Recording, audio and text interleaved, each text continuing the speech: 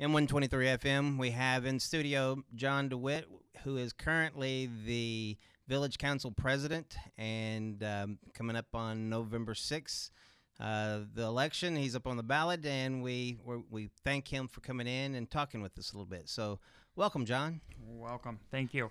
I'm very, very good to be here. So give us a little background, tell us a little bit about yourself for those who may not be completely familiar. Okay, my name is John Dewitt. I was born and raised in the area. Went away, of course, to go to college and came back and worked in healthcare. I worked in healthcare for quite a few years and still continue to do a little bit CPR instruction, those kind of things. I've taught paramedics. I was a registered nurse in the operating room, in the emergency room, and different areas. So I'm married and have 3 kids, Riley, Orrin, and Isabella, and they're all 6th grade and under, so keeps me busy and just getting geared up for hockey and basketball season. Very good, very good. So how many years have you been Village Council President now? Well, I've been Council President for 2 years, and I was on the council for 2 years prior to that. Did have to step in a little bit early when Mr. Cleaver passed away. I stepped in and was actually the acting village manager for 3 months until we were able to hire a village manager. So kind of know what goes into the whole management side of it, as well as, assist, of course, as the village president. Sure. So over the last couple of years, what would you say, some of the accomplishments, some of the challenges that you've experienced? Well, after Mr. Cleaver passed away, we started looking at the budgeting process. And as a council, we were looking at budgeting. There was a lot of things with the budget that just didn't make sense. There was different numbers here and there. So one of the big things we looked at is when we hired a village manager is that was our primary focus, is to work on the budget and the financial status. That's probably been the biggest accomplishment. We now have our probably the first in decades, actual real budget with real numbers, not just carryover budgets. For example, employees' retirement was in the motor pool fund, the motor pool line item, just those kind of things we had to pull apart and revamp a little bit. And, not many organizations actually take their budget and throw it totally out and start from scratch. We did that. We are now working on the introduction of BSNA software, which is basically bringing us to a level we've never been at the village as well. This is going to make us a little more paperless, more streamlined, more be able to work more efficiently. Sure. So those are some of the accomplishments we've had in the village. There's so many more. I have a list here somewhere. I wrote down things that are done, and it's about 20 items that are big items. We've we've been real busy in the last 2 years. We went through the Project Rising Tides program, which gave us some awesome and very intelligent people to work with. We actually just recently graduated from that program, with the governor being here and congratulating us on that. We've developed a master plan in the last 2 years. Let's see what else. We negotiated a new union contract that reduced the village's liability by $344,000. So, trying to be as fiscally responsible as possible, really working to get actual true numbers. When I first became village president, we had no idea our total debt and our total revenues. The budgeting program and software and just the accounting over the years has made it almost impossible to know. That's when we decided that, we need to ask the Project Rising Tides people, we need financial help. And they came in, helped us out. We actually called Treasury and said, we need you to come in and do an audit for us. And the audit Treasury has done, we're going to be getting the final version back here shortly, is at a level where we've never had that kind of level of auditing here in the village. That at least in recent decades, So I mean, we've done quite a bit in this last 2 years. It seems like it's been a lot longer. So what would you say some short-term, long-term goals that you have? Well, basically the short term would be complete and implement the financial recommendations of the Treasury. I mean, they're the people that call the shots here in the state. I mean, they've come in and they've guided us through every one of our financial decisions that we've done. We've ran everything through Treasury. They're aware, and they've made us recommendations, and that's one of the goals we're gonna focus on. Again, we're moving from a paper-based system to an electronic system. I mean, we're working on condensing our accounts. We have 27 checking accounts. Wow. And I mean, literally checkbooks like you and I would have for our personal checking. I mean, talk about inefficient and and potential for errors and those kind of things. So all this is going to be electronic. A lot of the bookkeeping will be electronic. We won't have to physically go in the books anymore and and write in general ledgers and try to do it in the software and those kind of things. When you look at that kind of stuff, every time there's another step, there's a potential for error. So sure, we want to be as efficient and as accurate as possible. Our website, our new website just became live October 1st. We're working, we had a volunteer scanning past budgets, audits, just Treasury paperwork, those kind of things to put that on that site, so people can have a question about something. They can go there at midnight, 1 o'clock in the morning if they want and find that information, really looking at the transparency, and making it, you don't have to have a FOIA request to get meeting minutes or come into the office. You can just click online and get our previous audits or budgets or whatever, whatever you want, pretty much. So, that's working for a short-term goal. For voters who may be kind of on the fence still, is there anything else that you would like to present or say? Well, one of the other things we really want to look at as a long-term goal is looking at public safety in the village. We've had a big problem, and a big increase in public safety issues in the village. We've had a lot of people in the village requesting public safety. Right now, with the way the state police operate in the sheriff's department, they don't have 24-hour staffing, at least in the area. We might have to wait, 40 minutes for them to come from the Sioux or wherever. So we're really looking at some sort of public safety here in the village. Also, we're pushing forward with the cleanup of the village, cleanup of yards. Next spring, we want to look at weed control on the sidewalks and the streets, and budget for maybe a couple new sidewalks, looking at roads, expanding our recycling. That's another program we did in the last 2 years. We're able to secure a grant for recycling, and have got that up and running. Like I said, it's in its infancy stages, but we're still moving forward.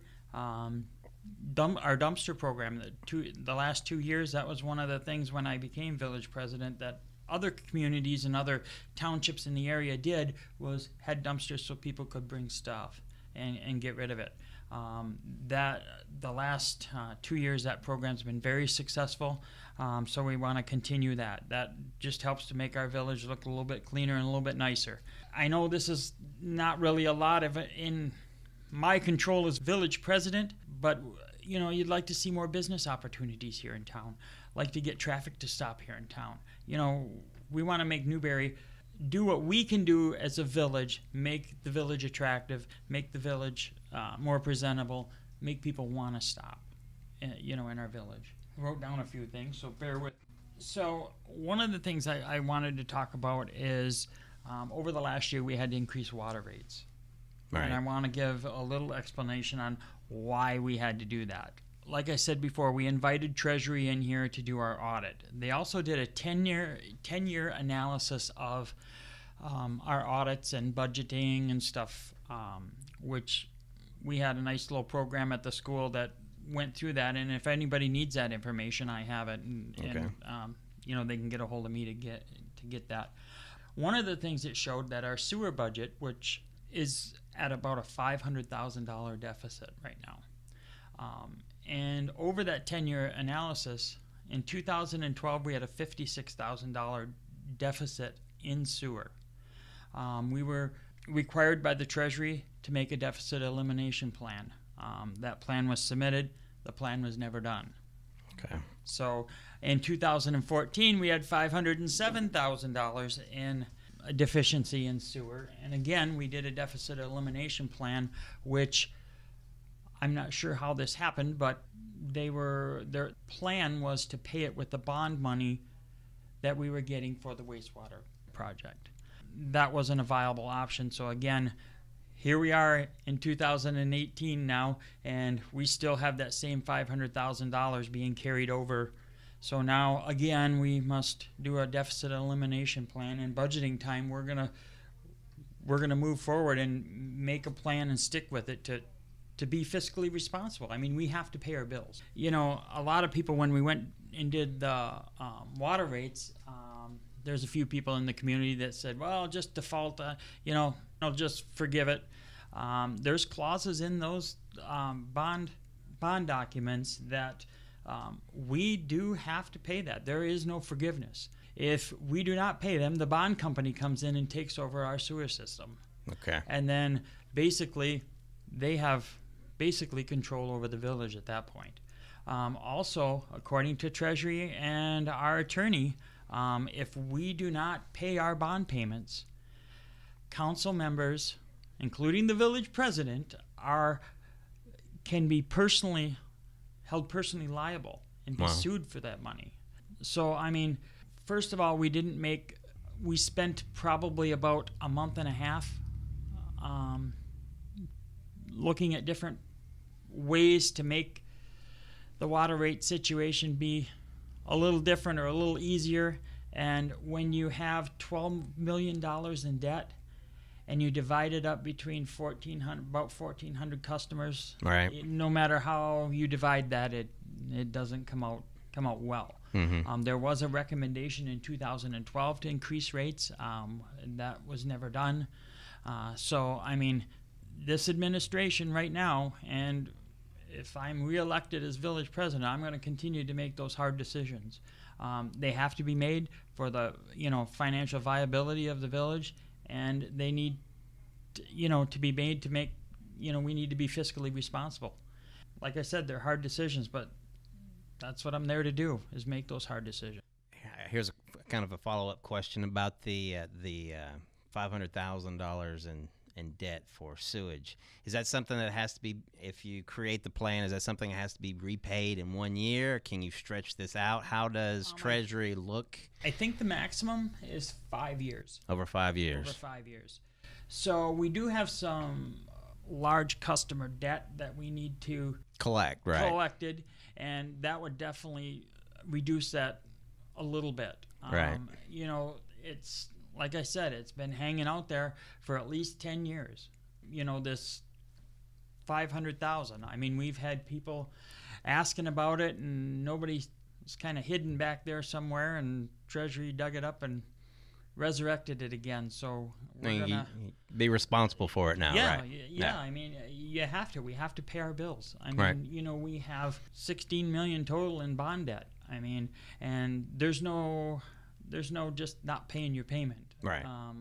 Otherwise, these bond companies will come over and take over our water system, our sewer system, and then they will raise the rates to pay for the bond and their costs, and then you lose local control of your government. Right. So, I mean, not paying your bond debt is not really an option. We've looked at different things. Could we refinance the debt? Could we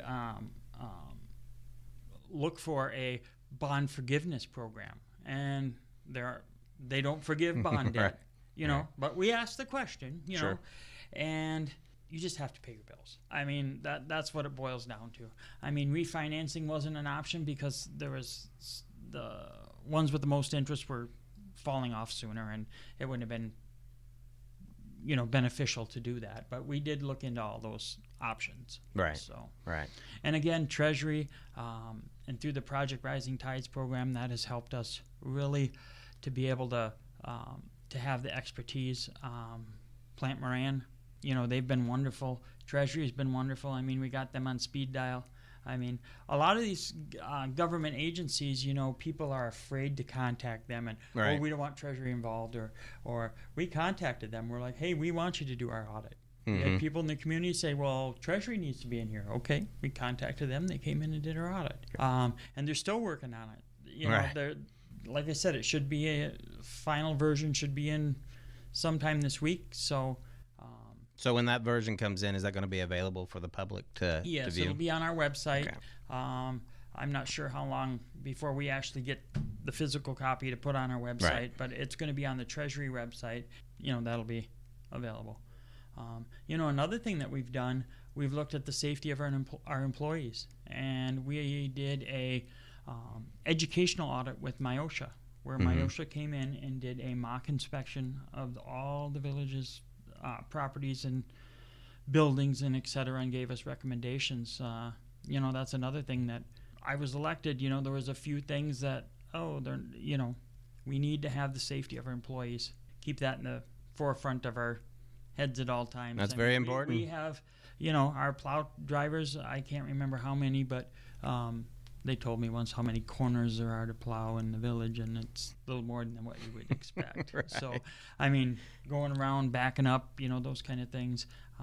You know, our meter readers, our utility people are out there, dogs, you know, people don't want you in their yard. You know, there's people that, you know, so, I mean, there is a lot of safety issues that, you know, we need to pay attention to. Sure. Our wastewater treatment plant.